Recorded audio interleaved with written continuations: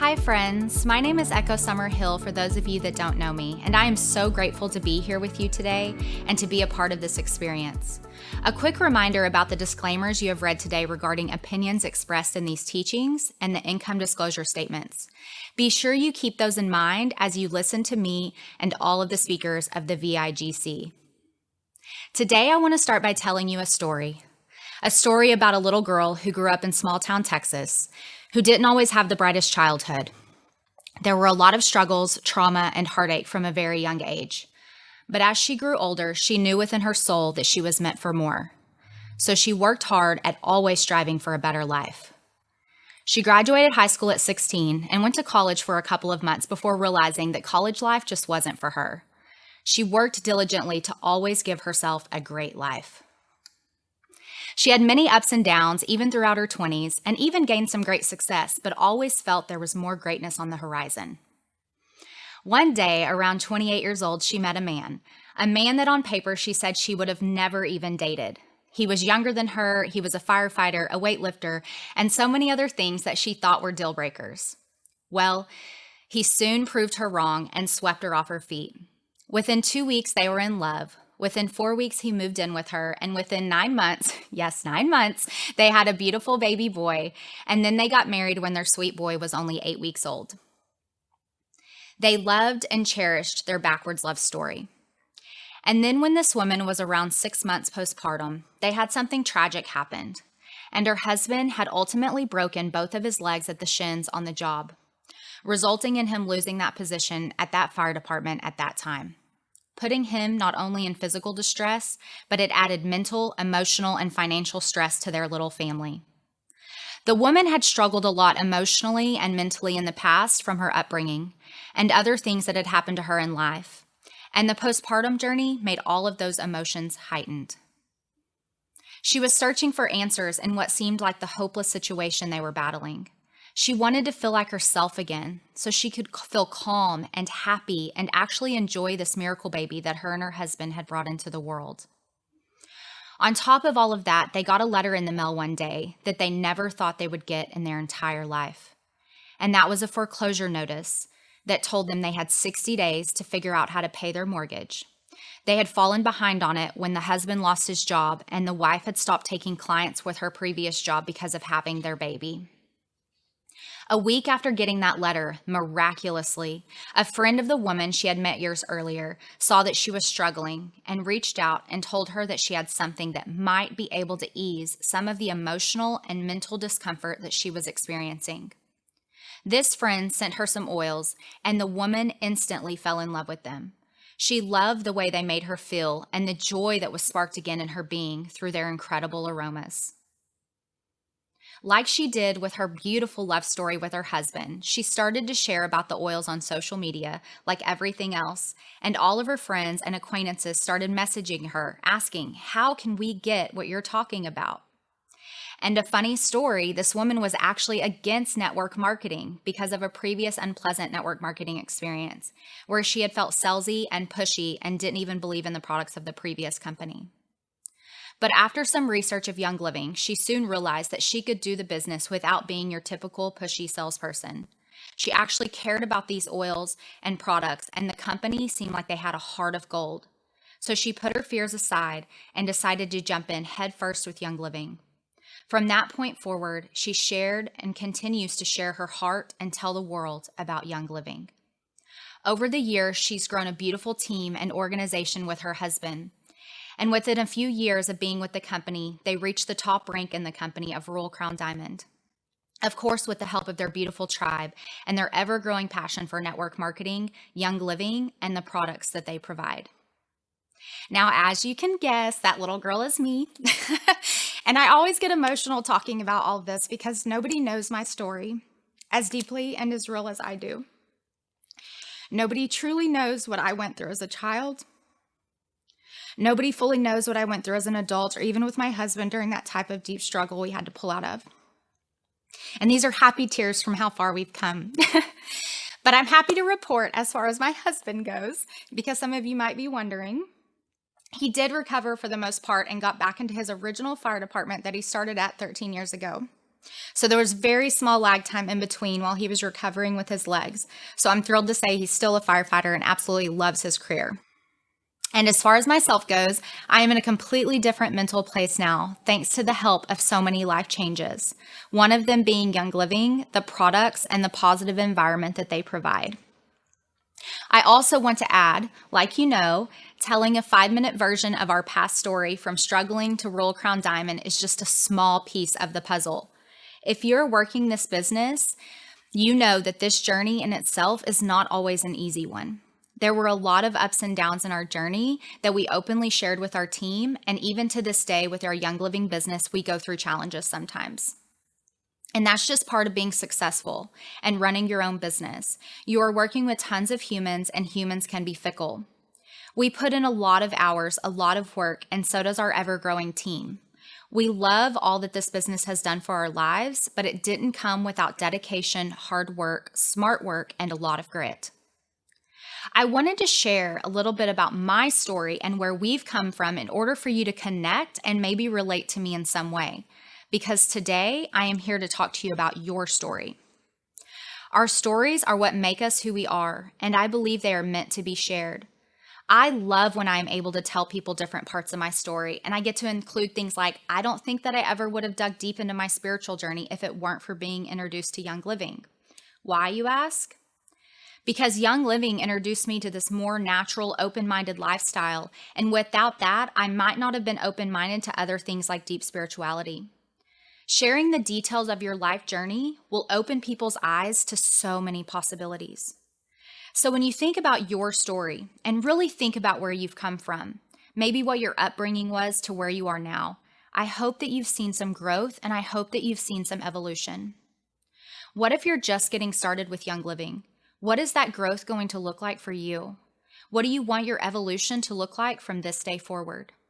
Sharing our stories is a powerful way to grow our business. I always teach my team that people don't buy a kit from you because you post about lemon oil. People buy a kit from you because they relate to you on a personal level.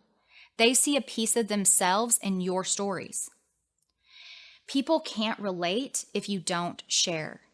Just think. People may be watching you choose a better way and a new lifestyle within Young Living that has yielded beautiful transformation, and they probably want a piece of that too. This doesn't mean that you only share your story from the past. The point of the story is a beginning, a middle, the peaks, the valleys, and hopefully you are forever writing and sharing your journey. Maybe you just got your kit and you love the products and you want to share and you aren't sure how to start. I can tell you from experiencing that connecting with people through your stories might be the best way. Some examples of sharing is that you could write beautiful posts sharing your dreams, goals, and desires with the world. What are you working towards for your future? Do you want to start your own charity one day? Do you want to open your own gym? Do you want to send your kids to college? What are you dreaming of? Take people on the journey with you from the beginning. People need to know you, so all of your posts and in-person storytelling doesn't need to be all about Young Living. They need to see the whole picture. Again, they buy a kit from you because they relate to you. Your story is super valuable. I hope, even if it's simply like me in the beginning, when I was emotionally and mentally drained, and I would share how I felt lighter because of that beautiful aroma of valor, or I felt some darkness lifting from the aroma of joy in my heart every day. I hope you find the courage to share bits and pieces of your true self. Show up every day as you. People can relate to that. People can relate to your stories.